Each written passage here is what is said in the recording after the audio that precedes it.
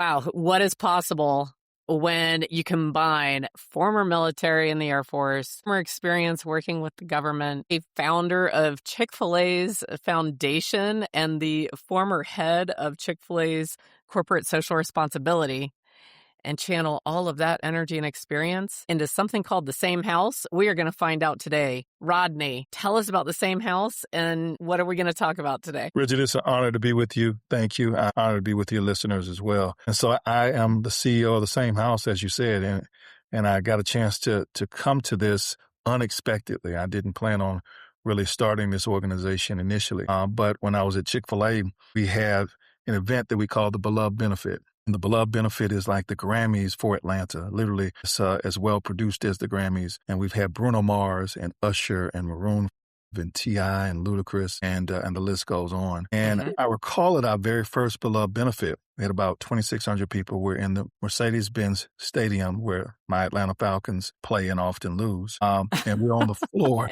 They do, but that's all right. Hope is alive at Atlanta. That's right. And so we're on the floor and we have Steve Harvey and we have Congressman John Lewis. And Congressman Lewis, as you and your listeners know, was a civil rights icon. And he had been a congressman, and he was just beloved for being such a wonderful soul, a wonderful human being. And he said, we're one people, one family. We all belong to the same house, the house of Atlanta. And that just stuck with me. This sense that we do belong to the same house, and oftentimes we don't treat each other as if we do. And so we started an organization based off of that very simple notion. How can we ensure that no matter what room in the house you are positioned or living in, that you have opportunity, particularly economic opportunity? And we have scaled that into a host of things since then. And the Beloved Benefit that I mentioned, we've done that now 4 times and hope to do it a 5th. And we raised over $69 million. And we get a chance to be Robin Hood and all the corporations of Atlanta, Coca-Cola, Home Depot, Chick-fil-A, Delta. They really participate. And we get the money back to the organizations that need it. I find it very inspiring, and I love that visual. I love that feeling of the same house. It's something that resonates instantly of what you mean and the feeling behind it and the desired outcome.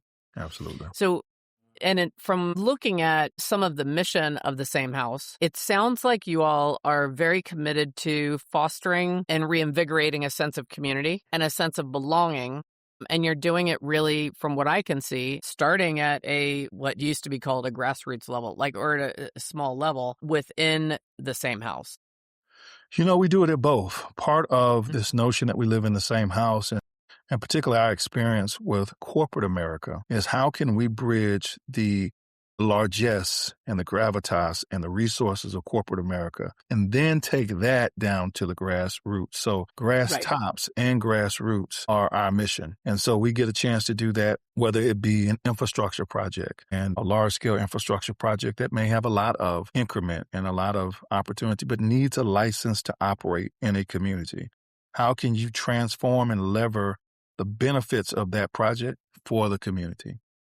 How can you take an event like the Beloved Benefit? And oftentimes you and I go to black tie events and the folks that we're trying to help aren't there, but make sure that the community is there. And so this sense of bridging within the house, that is a big deal. So we play it at all levels, quite frankly. I think that's remarkable. And yes, you answered and encapsulated what I was trying to say. I was getting that feeling of here you've got the interest, attention, and participation of huge corporations, which are iconic and so attached to Atlanta. And yet you also are looking at this sense of community in different sizes.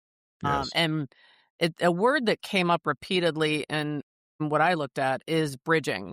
It's like you want to create bridges between the corporate and the individual and the community. And you want more communication where people can feel comfortable speaking and communicating with each other and being present with each other.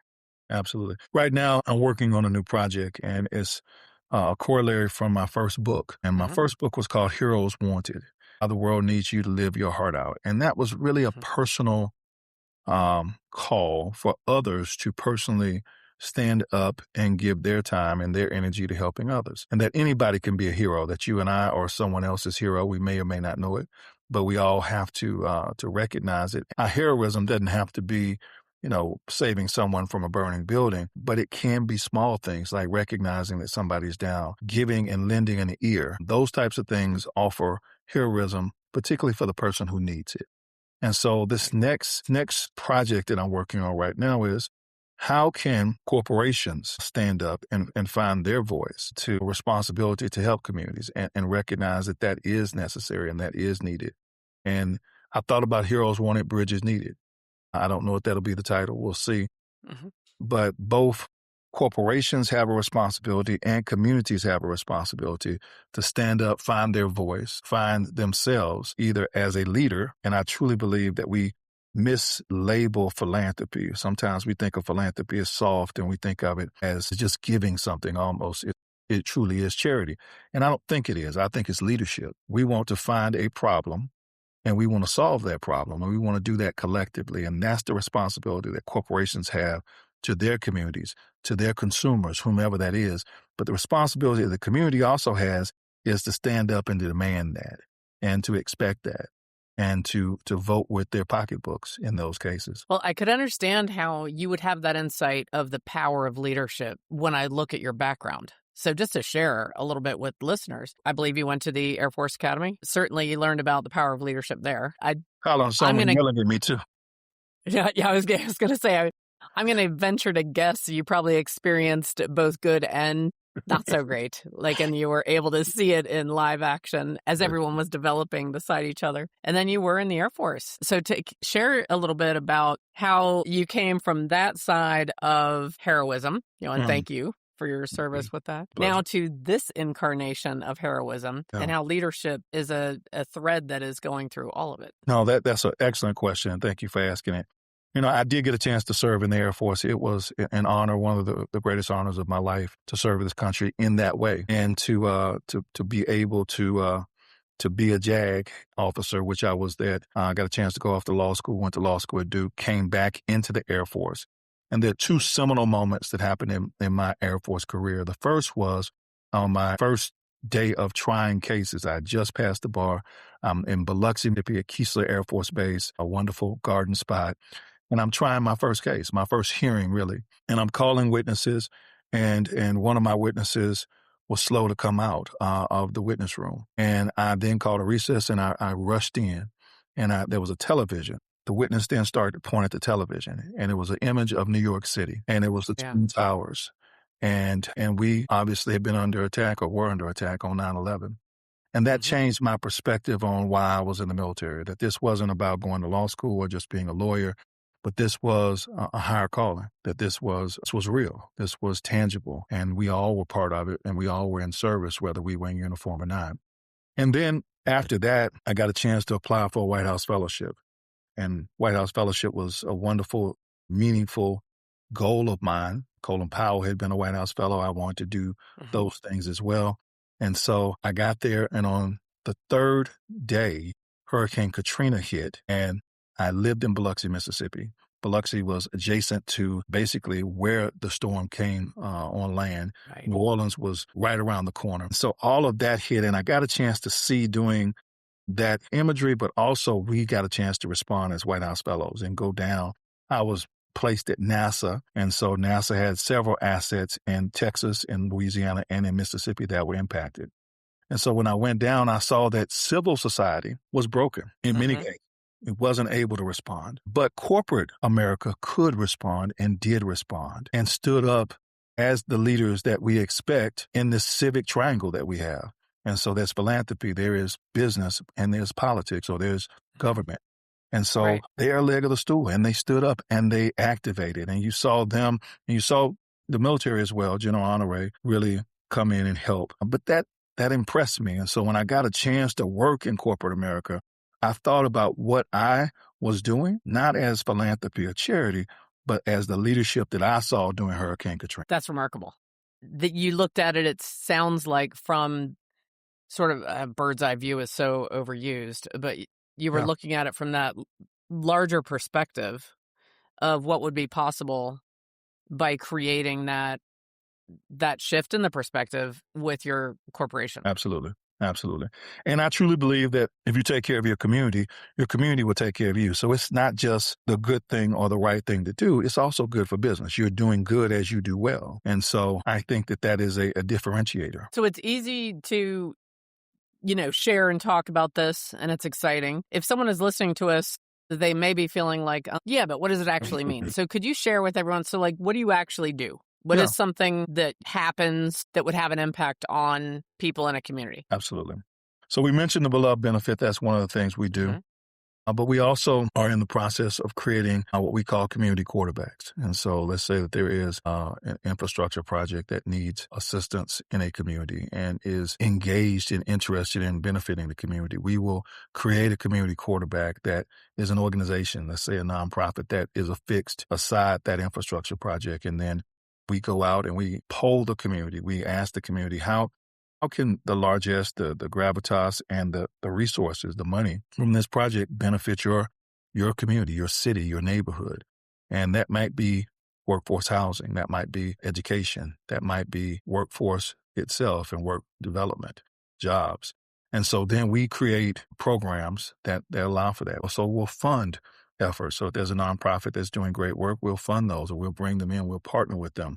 And we also try and elevate those organizations that are doing a good job so others come and assist as well. At the end of the day, our job is to further education, further employment, and further entrepreneurial opportunities, typically in a community. And so our community quarterback is one of the ways in which you do it. It's not the only way. The beloved benefit is also, I mentioned the great concert that we have, and we do storytelling there. And I remember one of the organizations, Latin American Association, we told their story.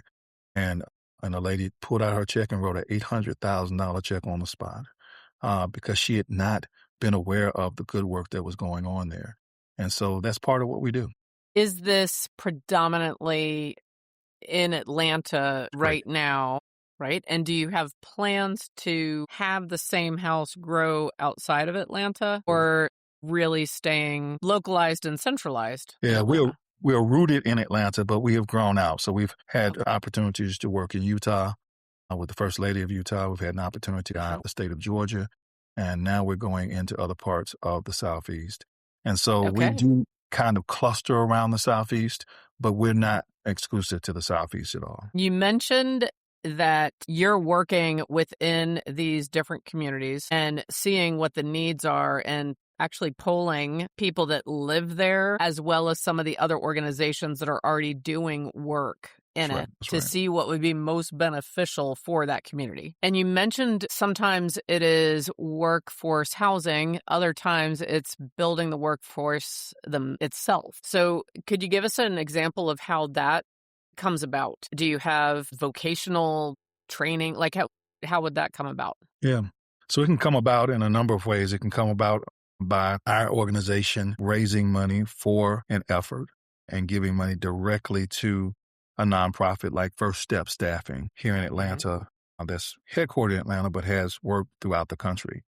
And we will support First Step Staffing and maybe something they're doing in Dallas or something they're doing elsewhere and support them as an organization. And so it can come about via direct giving. It can also come about programmatically. And so creating a program that might be a partnership between a university and an industry as well, creating that pipeline for the university to provide students and provide training, particular training based off of our polling that allows them to get into that workforce and allows that corporation then to have the benefit of that talent.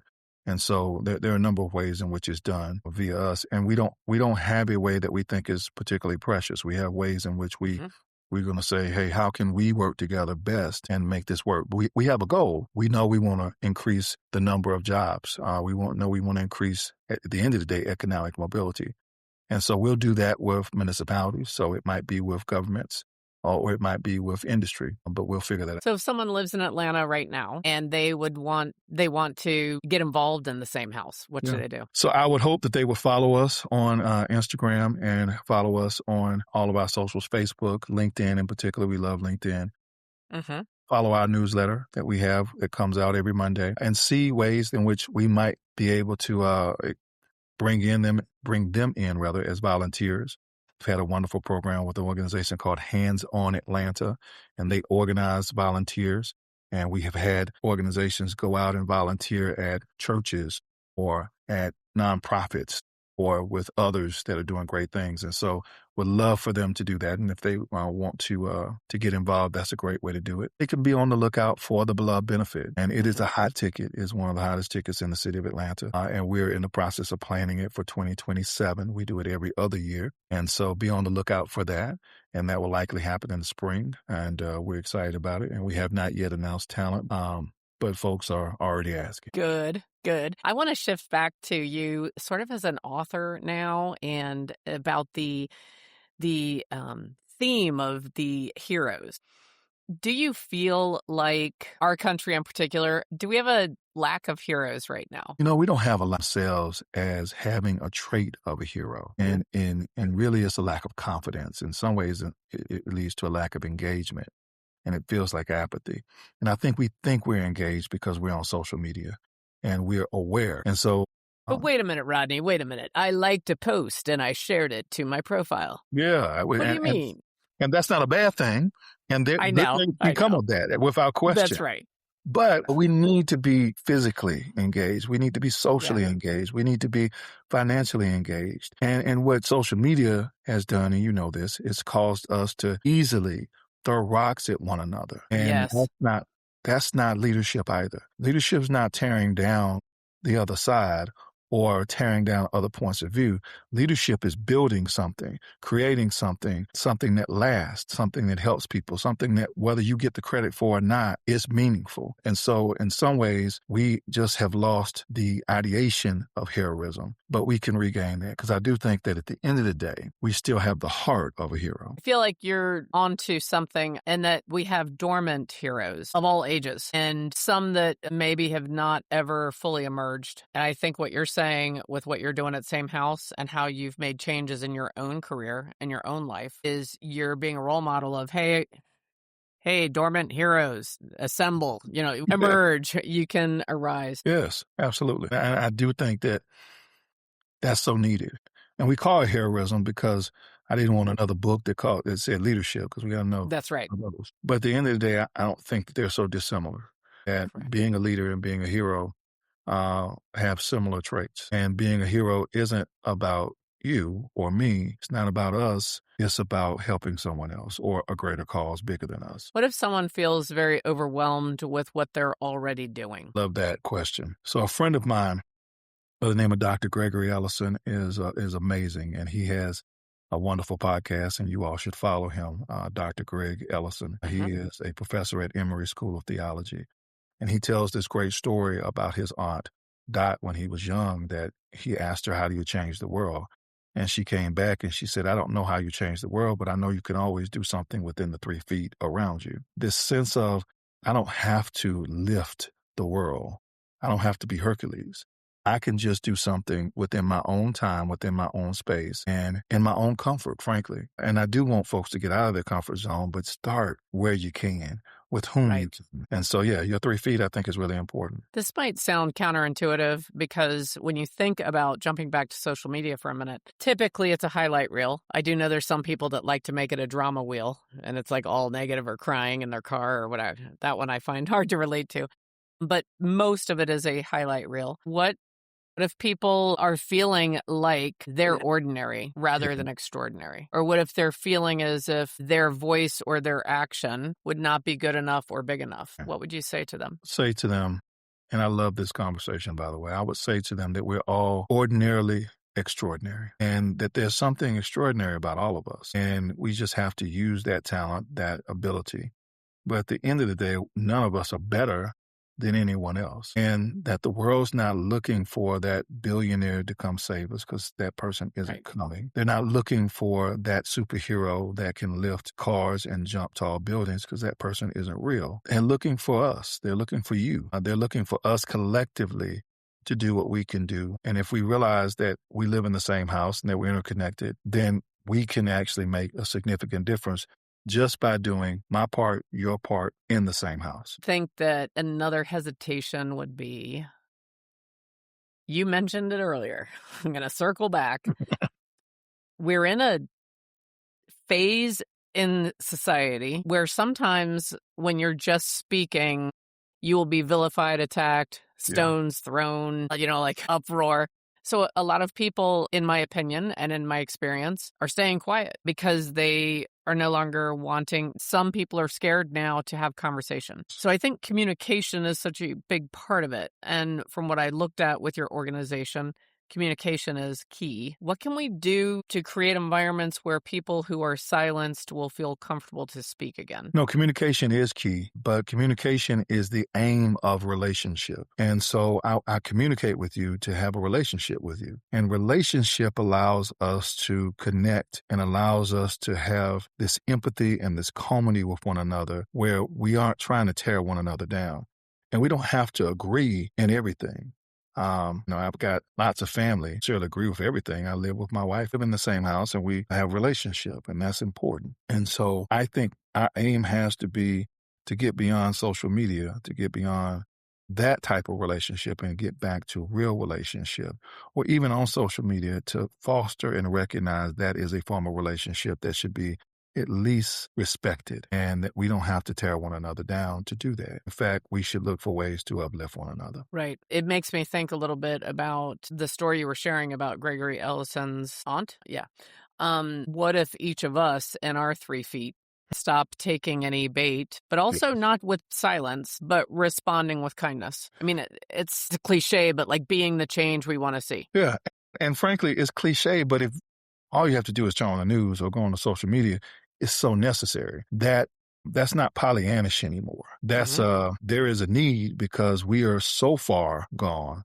We are so far into the weeds of acrimony that it's very clear that we've got to come back, that we've got to take the wheel. And so it used to be, well, that's nice. That's good. No, that's not the case anymore. This is very clear that this is a problem. And so I think we all should say, this is not what I want. This is not what we deserve. This isn't what I want, whether it be in my leaders, whether it be in any other form. This isn't what we signed up for. We want something different. And so we can be kind and we can be active and we can be strong and bold in our kindness. So how do you keep yourself strong and bold? How do you lead yourself? Because you certainly have worn a lot of hats and you're still very proactively growing this organization. Yeah. How do you keep yourself engaged and in that strong mindset? Some days are better than others, I will say. And so we're definitely not perfect. I'm definitely not perfect at it. I try and surround myself with positive people. I try to divorce myself from those who are negative. I don't have to spend time with people who are jerks or people who sap my energy at this point. And that's helpful. And I try and enjoy life. Life is short. And so let's do the things that we enjoy. Let's go. I'm a big football fan, so I love football. I'm a big history fan. I study history. I love to travel. I've been to 53 countries. Let's go do those things and recharge in that which delights us. Have you been to all 50 states yet? I have been to, I'm trying to see what state I have not been to. I think no, that's not true. I have not been to Hawaii. I have not been to Hawaii, which is crazy because we played Hawaii when I was at the Air Force Academy. We played them 3 out of 4 years when I was there. I was hurt every year that we played Hawaii, and I never got a chance to go. So I have not been to Hawaii. I've been to 49. The one that I have left is Alaska. Okay. Oh, I love Alaska. I'm working on that, hopefully, in the next couple of years. What about the continents? I have not been to Antarctica. Okay. Other than that, I have been to all. Gotcha. Okay, good. So you do love travel. I do love travel. Yeah. That is true. Yeah. And I'm not trying to come to Antarctica. I don't think I'm going to make that one. No. I don't think so. Yeah. I think I might. So I've been to 5. I might go for 7. But I am like you. I haven't decided yet because of the commitment involved with the Antarctica. There's a lot. When I look into it, how many things can go wrong so quickly while you're doing it. Put in the comments if you think we should hit Antarctica or not. Right. So you mentioned there that not every day is perfect. What do you do when you have a bad day? Good question. When I have a bad day, I pray. I exercise. I go for a walk. And one of the things I'm learning to do, this is new, is to tell myself 3 things that I am grateful for, 3 things that are going well in my life, and to refocus on those things versus what went wrong. And And that has been helpful. Well, what you focus on expands. That's Yeah. right. So it's a way to that's nice. So it's a way for you to almost reposition yourself. And so that's new, and I'm just doing it now, but I have found showing. And I like to ask questions like that because it's showing that as much success as you have created, the relationships you've created, the foundations, the organization, that building those bridges. It doesn't mean that your life is every day is a walk in the park and you're perfect and everything is perfect. We still lead ourselves every day, first and foremost. We do. Without question. And that's a new struggle every day. And particularly when you're taking new ground and new ground that you personally have not experienced. So you're always learning something new. Having to give myself grace in the learning is also something that I am getting better at. The first time, we get on a second time, and the third time we start to get it right. So give ourselves grace for the first time and take new ground. Don't be afraid to get on a new bike or a new horse or a new experience, because that's okay. We'll fall again, but we know, and I have to remind myself, I got up the last time, I'll get up again. I think a key part of it, and probably one of the ways that you show up as a hero in your organization, is the fact that you're still learning. I love that you shared with us, like, hey, this is a new thing that I'm trying. So you're not set in your ways of, I'm Rodney, I've already accomplished all of this, I already know all of it, and you're still learning and growing. And you're experimenting with your own self by trying new things. Absolutely. So I think that's probably a key part of how you show up and inspire your immediate team and your 3 feet around you. And I think it makes the team excited to come to work every day, that we are taking new mountains and new opportunities, and that's challenging, but it's also rewarding. When you do take on challenges like that, I'm sure there's times that things do not go as planned. Could you share with everyone maybe something that, I don't like using the F word, fail, because we're either like learning or winning, right? But when did you have a learning opportunity recently, and how did you pick up and keep moving from something that did not go as intended or planned? Yeah. So I have broken our organization into four different aspects, or 4 different pillars. One is consulting, where we consult businesses and help them with their community engagement, and always looking for more clients there. 2 is a convention. It is bringing people together at the beloved benefit that you heard me talk about. Is this sense of capital and how can we go out and invest in projects like Assist Learn there. And then the last one is crazy. And I call it crazy because it is our research and our skunk works and trying to do something new. And so we had this wonderful, bright idea that we were going to start an app around grants management, because I had been on one side of the equation of receiving grants that weren't that great and applications that weren't that great. 2, so people just don't have the time, the resource to do it. And so we were going to try and bridge that gap. And let me tell you, that's a crazy idea for us, and we're not doing that anymore. Okay, very good. But there are others who do it well. And so that was one of the things that we just realized. We didn't need to do it. There are others who are doing it well. We don't need to try and create something from scratch and push this rock up a hill. We do other things well. And so we're focused on that. I think that's great. And did you recuperate from it quickly? We have recuperated from it quickly. We try and fail fast. So we spent a little money. I wasn't happy about that. But that was okay. We learned it. And it was education you paid for. It was, babe. Frankly, the education I've paid for, that's lasting. Yes. Right. Yeah. So it's going to have a lasting impact on you.